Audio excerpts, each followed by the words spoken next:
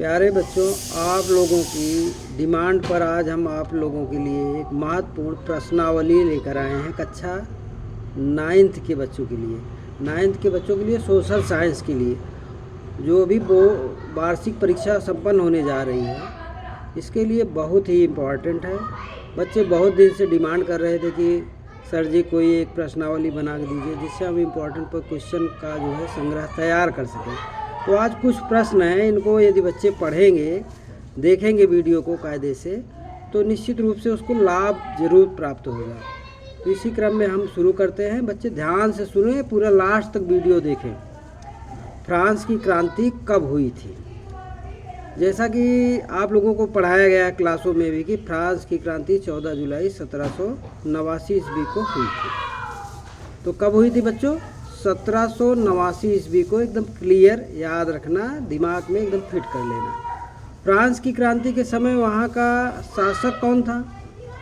एकदम जानते होंगे सारे, लगभग मोस्टली बच्चे जानते होंगे कि फ्रांस की क्रांति के समय वहाँ का शासक लुई 16वां था। लुई 16वां एक अत्याचारी निरंकुश शासक था। विस्तृत क्वेश्चन में आपको सारी चीज़ें बताई गई होंगी। फ्रांस की क्रांति के समय वहाँ का समाज कितने वर्गों में विभक्त था? तो फ्रांस की क्रांति के समय वहाँ का समाज 3 वर्गों में विभक्त था, जिसको कहते थे प्रथम स्टेट, द्वितीय स्टेट, तृतीय स्टेट। प्रथम स्टेट में आपके पोप पादरी वर्ग लोग आते थे, द्वितीय स्टेट में कुलीन वर्ग, तृतीय स्टेट में सर्वसाधारण वर्ग और या शिक्षित वर्ग लोग थे, और मजदूर किसान शामिल थे। इसके बाद अगला नेक्स्ट क्वेश्चन है, रूस की क्रांति कब हुई थी? बेसिकली रूस में 2 क्रांतियाँ हुई थी, फरवरी की क्रांति और अक्टूबर की क्रांति, लेकिन ये दोनों क्रांतियाँ 1917 में ही हुई थी। तो आप लोगों को याद रखना है कि रूस की क्रांति कब हुई थी? 1917 में। और इसके बाद है, रूस के संपन्न किसानों को क्या कहते हैं? रूस के संपन्न किसानों को क्या कहते हैं? रूस के संपन्न किसानों को कुलक कहते हैं, कुलक। और एक क्वेश्चन है, रूस की क्रांति के समय वहाँ का शासक कौन था? तो एकदम बच्चों कंफ्यूज नहीं होना। बहुत सारे बच्चे रूस की क्रांति पूछा जाता है तभी लुई 16 लिखते हैं, और फ्रांस की क्रांति पूछा जाता है तभी लुई 16 लिखते हैं। तो रूस की क्रांति के समय वहाँ का शासक जार निकोलस द्वितीय था। कौन था? जार निकोलस द्वितीय। अब कुछ ज्योग्राफी से संबंधित क्वेश्चन आप देखेंगे। भारत के बीचों बीच से कौन सी रेखा जाती है? कौन सी रेखा? कर्क रेखा। कौन सी रेखा जाती है बच्चों? कर्क रेखा। कर्क रेखा को लिए हमने एक सूत्र आपको फार्मूला बताया था, कैसे याद रखेंगे? भारत के कितने राज्यों से होकर गुजरती है? 8 राज्यों से। गमछा झार मित्र पर, या मित्र पर गमछा झार, जैसे भी याद कर ले, 8 राज्यों से जाती है।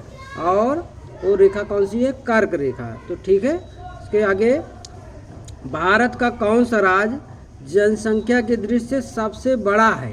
यानी कि किस राज्य की जनसंख्या भारत में सबसे अधिक है? तो निश्चित रूप से उत्तर प्रदेश बहुत बड़ा राज्य है। यहाँ की पॉपुलेशन बहुत ज़्यादा है, लगभग 21 करोड़ के आसपास है। तो ये आप याद रखेंगे। अगला क्वेश्चन है, विश्व में क्षेत्रफल की दृष्टि से भारत का कौन सा स्थान है? तो भारत तो जनसंख्या की दृष्टि से आप लोगों को पता है कि द्वितीय स्थान है, चीन के बाद द्वितीय स्थान, लेकिन क्षेत्रफल की दृष्टि से 7वां स्थान है। कौन सा स्थान? 7वां। इसके लिए भी हम आपको एक ट्रिक बताए हैं, रकूक बाई। आप इस ट्रिक को याद करके ये याद रखिएगा, 7वां स्थान है, विस्तृत व्याख्या नहीं कर रहे हैं। अगला क्वेश्चन है बेटा, पालमपुर गांव में कितने परिवार रहते हैं? पालमपुर गांव में कितने परिवार रहते हैं? 450। ठीक, बिल्कुल सही, 450 परिवार रहते हैं। और भारत के 2 सबसे गरीब राज्य कौन से हैं? गरीबी की लिहाज से दृश्य से देखा जाए तो भारत के 2 गरीब सबसे राज्य हैं, बिहार और उड़ीसा। ठीक, उड़ीसा। भारत में मतदान करने की उम्र क्या है? भारत में मतदान करने की, अर्थात वोट देने की उम्र जो है 18 वर्ष निर्धारित की गई है संविधान के संशोधन द्वारा 1961 में। तो कितनी उम्र है? 18 वर्ष, अर्थात भारत का प्रत्येक नागरिक जो 18 वर्ष का हो गया है वो मतदान कर सकता है। भारतीय संविधान में कुल कितने मूल अधिकार हैं? तो भारतीय संविधान जब बना उस समय 7 मूल अधिकार थे, लेकिन संपत्ति के अधिकार को कानूनी अधिकार बना दिया गया। इस समय वर्तमान में 6 मूल अधिकार हैं। तो कितने मूल अधिकार हैं बच्चों? 6। ठीक, याद रखना। भारतीय संविधान के जनक कौन हैं?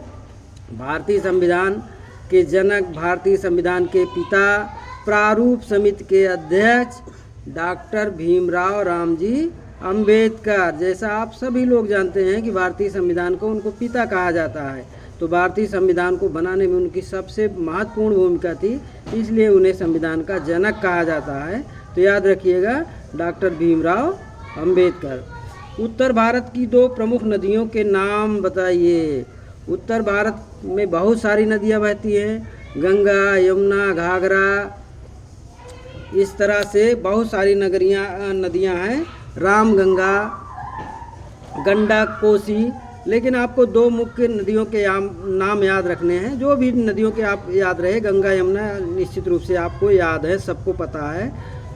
अगला क्वेश्चन इससे संबंधित हो सकता है कि गंगा नदी कहाँ से निकलती है? बच्चे हम देखते हैं बहुत सारे परीक्षाओं में लिख देते हैं गंगा हिमालय से निकलती है। बेटा हिमालय से तो निकलती हैं, ठीक है, लेकिन वो मुख्य स्थान कहाँ से है? गंगा गंगोत्री के गोमुख से निकलती है। गोमुख एक हिमनद है, तो वहाँ से निकलती हैं। आपको याद रखना है गंगा कहाँ से निकलती है? गंगोत्री के गोमुख से निकलती हैं। ठीक, इसके बाद अब आ जाइए ज्योग्राफी वाले क्वेश्चन में। अन्य क्वेश्चनों में है कि कपास के लिए कौन सी मिट्टी अर्थात मृदा उपयुक्त होती है? इसको कपासी मृदा भी कहा जाता है। कौन सी मिट्टी है? वो काली मिट्टी। याद रखना, काली मिट्टी, रेगुर मिट्टी, कपासी मृदा। आपको बहुत सारे नाम बताएं। भारत का सबसे ऊंचा पर्वत शिखर कौन सा है? बच्चे लिख देते हैं हिमालय, सीधे से हिमालय। हिमालय पर्वत है, पर्वत शिखर हम पूछ रहे हैं बेटे, तो आपको लिखना है माउंट एवरेस्ट। ऊंचाई कितनी है? 8,884 मीटर।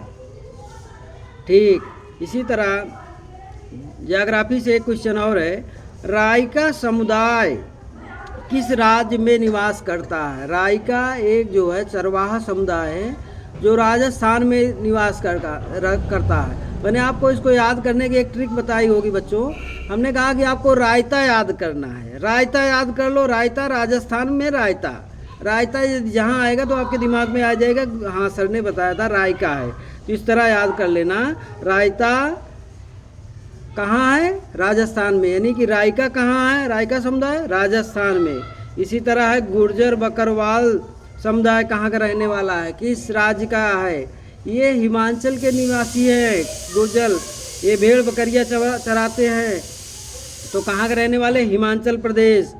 और इसी तरह अब आ जाइए कि भारतीय संविधान को बनाने में कितना समय लगा। हमारा देश जब आज़ाद हुआ था उसके पहले संविधान सभा का निर्माण हो गया था, और संविधान बहुत विश्व का सबसे बड़ा संविधान है भारत को। इसको बनाने में बहुत समय लगा था बेटा। कितना समय लगा था? हाँ बहुत सही बता रहे हो, सही बता रहे हो। 2 वर्ष 11 माह 18 दिन। वेरी गुड, बहुत सही बेटे। सबको याद रखना है, किसी को गलत नहीं करना है, ठीक है। हाँ, इस तरह अगला क्वेश्चन इतिहास से एक और है, हिटलर किस देश का तानाशाह था? तानाशाह था, शासक था। उसने जो है एकदम निरंकुश शासन व्यवस्था स्थापित कर दी थी, नाजीवाद ला दिया था। नाजीवाद एक बहुत कट्टर विचारधारा है, उसके विषय में बहुत सारी चीज़ें आपको बताई गई है। आपको याद क्या रखना है कि हिटलर किस देश का तानाशाह था, किस देश का निवासी था, किस देश का शासक था? तो देश है जर्मनी। किस देश का? जर्मनी। तो ये बच्चे मुख्य आपके क्वेश्चन हुए जो 1 नंबर के ओमार शीट पर करने होंगे या आपके लिखने में भी आ सकते हैं।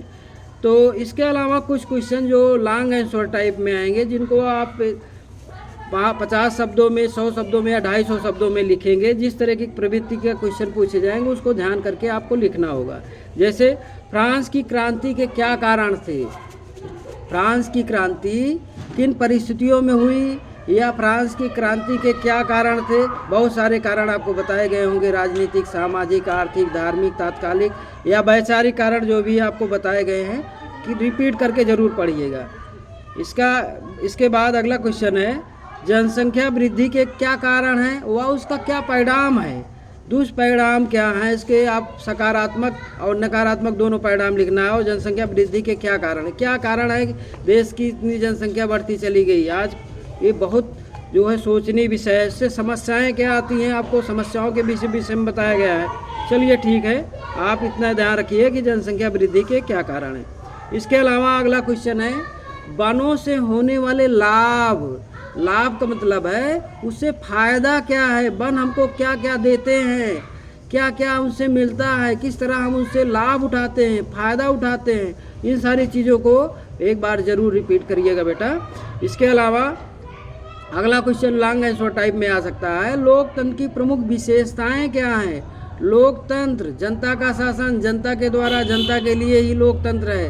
तो इसमें जनता को किस तरह फ़ायदा होता है, इसके क्या क्या प्रमुख गुण हैं, विशेषताएं क्या हैं, इन सारी चीज़ों को जो है हम ज़रूर एक बार रिपीट करेंगे। आपकी उत्तर पुस्तिका में आप जो नोट्स बनाए होंगे निश्चित रूप से लिखे गए हैं, आपको पढ़ना है, रिपीट करना है बेटा।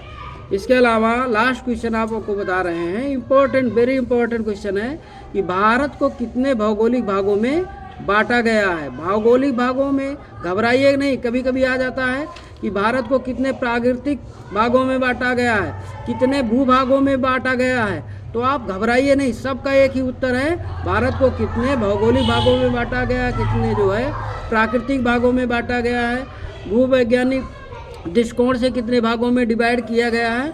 आप सबका उत्तर एक ही है। कंसल्ट होकर आप 6 भागों में जो बताया गया है आप पढ़िएगा, विस्तृत रूप से इसको पढ़िए, कायदे से लिखिए उत्तर। निश्चित रूप से आपकी परीक्षा बहुत बढ़िया जाएगी यदि आप इतना रिपीट करते हैं बेटा। ठीक है, इन्हीं शुभकामनाओं के साथ जो है धन्यवाद। वीडियो लास्ट तक देखिएगा और जो आपके परिचित मित्र साथी हैं उनको भी बोलिएगा सब्सक्राइब करें, चैनल को लाइक करें, शेयर करें। ठीक, धन्यवाद।